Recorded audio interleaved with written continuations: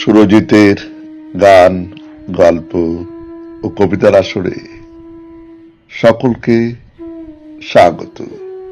আজ শুনবেন আমারই লেখা একটি কবিতা, কথা দিয়েছিলে।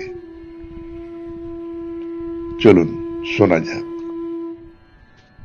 তুমি যে কথা দিয়েছিলে 7 জনম থাকবে আমার সাথে, কথা দিয়েছিলে আমার সাধের টবে লাল গোলাপ হবে, বলেছিলে অফিস ফেরত ক্লান্ত দেহে চুম্বনের স্পর্শে জন্মনে করে তুলবে আমায়, বলেছিলে শীতের কম্বল হয়ে জড়িয়ে থাকবে আমায় রাতে, বলেছিলে আমার এলোমেলো ছন্ন ছাড়া জীবনকে গুছিয়ে দেবে, আরো বলেছিলে গান গেয়ে আমার সমস্ত বিষাদ দূর করে দেবে।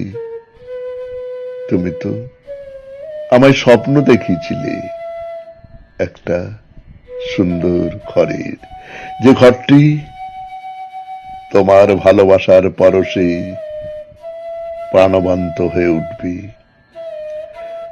কাজ থেকে ঘরে ফিরলে একগাল মিষ্টি এসে দাঁড়াবে দরজা খুলে, এগিয়ে দেবে জল তোয়ালে, আর তোমার নরম নরম হাতে কপালের ঘাম মোছাতে মোছাতে আদর করবে।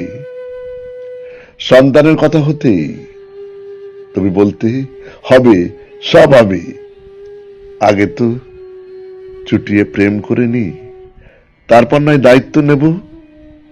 এরকম আরো কত কথাই না হয়েছিল আমাদের মধ্যে।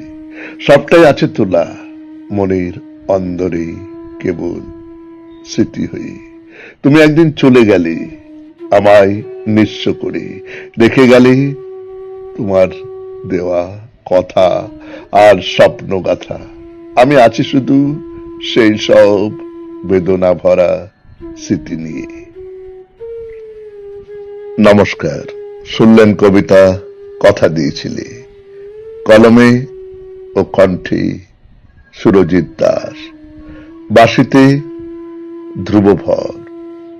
সমগ্র অনুষ্ঠানটি সম্পাদনায় ও ব্যবস্থাপনায় সুরজিৎ দাস।